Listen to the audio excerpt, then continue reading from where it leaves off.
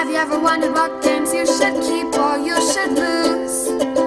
Find out here at Purge Reviews. Donkey Kong the card game. Now, this is a total cash-in at the time. Whenever something was super popular, TV show, arcade machine, whatever, they're going to make a board game based on it and get that money printing. That's what we're looking at here. So, Donkey Kong the card game is hardly a card game, although you are playing with cards, I suppose, and you're using these cards to kind of build a place for Jumpman, or later be known as Mario, to rise up 3 levels to get to Donkey Kong. It's a race to get there. But while you're doing that, you can play cards down that kind of block other people and block their paths. They can play a card that makes it, undoes that obstacle you put in their path, and there's certain cards that can block those. It's a little bit of a racing game. It's a roll and move that's attached to it.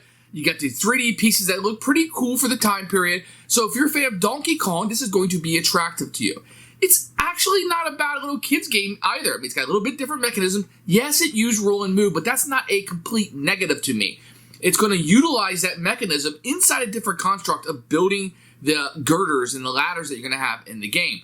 This is actually a pretty fun game. One I can easily recommend if you have a Donkey Kong fan in the family, or you just really want that nostalgia of the arcade machine. This game actually works. I don't want to oversell it. It's not going to be world-changing for you. But for a children's game, it beats a lot of the mass market stuff that's coming out today.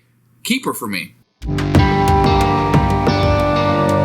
Here's Donkey Kong the card game. You see Donkey Kong with Mario here, and you have the young lady there trying not to get captured. You're going to get a rule book, which we'll take a look at in a few minutes. And then you're going to get everything that's included with the game under here. You're going to get Donkey Kong, which he will set up. You will have this little piece right here that you will set up with him. It will come around, and you put that on there, and now Donkey Kong should sit set. You get a 6-sided die. You're going to get these Mario things. I couldn't get them in. So mine, maybe, I don't know if the clip was bad or what, but I could not get both of those in. So mine sit kind of funny. You're going to get the barrier where you start off at. You're going to have Mario in a few different colors. Then you're going to have your cards. And they're going to be 2 types of cards, ladders, and there's going to be the girders that you're going to have and the different icons on them. This is mass market stuff. This is like 1980s mass market. So the card quality isn't great, but it isn't bad considering the time period. So it's not terrible at all for the time period that it came out. Here is the rule book, black and white. You can see, oh man, it is long for what is really a simple game. I didn't find the rules to be all that clear, to be honest. It goes through everything, I suppose. There's pictures, there's examples how to set everything up.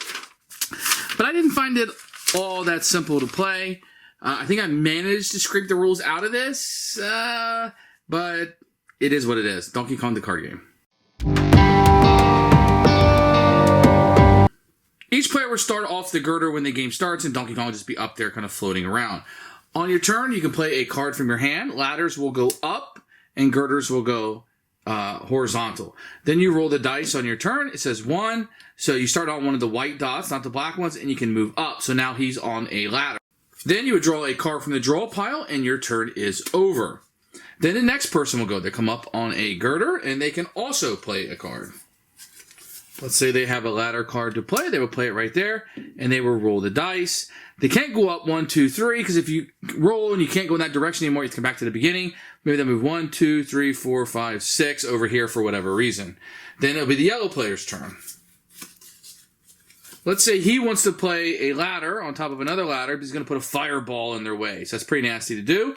He'll come up on, let's say he wants to start on this white one. He play that card down, roll the dice and move. Oh, he only got a 1. So maybe he should have started there, but he didn't know. But green will start there. Because when he goes, he's going to play a girder like this. So he's going to play a girder across the top, and he's going to roll the dice and move a number of spots. 1, 2, 3. So he will be right. You can never play a card on top of a pawn. So if a pawn is already there, I can't go on top of him, but I could go forward in his direction or side to side, however I'm wanting to plan this out. If you don't have a playable card to play, then you simply have to pass. So there's obstacles here. So you see an obstacle like that. If, say it was the red player's turn, he could play this on top of that red one, and then that will take out that fire thing. Now he can roll and move up this way. 1, 2, 3, 4, 5, and 6. Let's say this was here. just for argument's sake. You could keep moving up. If you ever move in a direction and you can't keep moving, then you have to come back all the way back down to the bottom and restart your passageway back up. There is also a barrel that can be placed down in somebody's way, and you can always have a jump man to go over it. So that can play over it, so that's no longer in your way. There's a couple rules to this. So you can't have ladders side by side, and you cannot have ladders on top of each other. That would be an illegal placement that you could do. In addition, girder cards cannot go on top of girder. So it has to go ladder, girder, let's say ladder then. Once you get to 3 levels, then Donkey Kong is placed here, and you're eligible to run up this way and get to Donkey Kong. And the first person to reach the blue spot on Donkey Kong by exact number is the winner of the game. Who should buy this game? Obviously a huge fan of Donkey Kong, the arcade machine. This is going to be a card or board game version of that. It's going to be very attractive in that. Those of you that have nostalgia for arcade machines at this time or board games at this time are going to enjoy this more. Donkey Kong kind of got some new life breathing in through Nintendo with the battle games that they have, and Donkey Kong Country came out on Super NES. So there's some life that's kind of breathed into the character where a lot of people still know it. Your kids can still play Donkey Kong and know who the character is. That's a big plus.